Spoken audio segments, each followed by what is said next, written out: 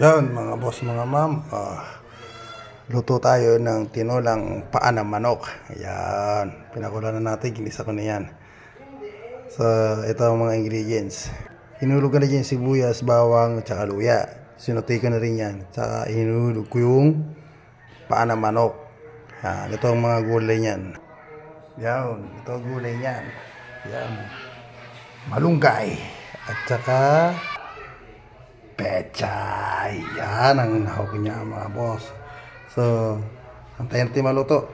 Sabayan nyo ako. Let's go. Luto na siya.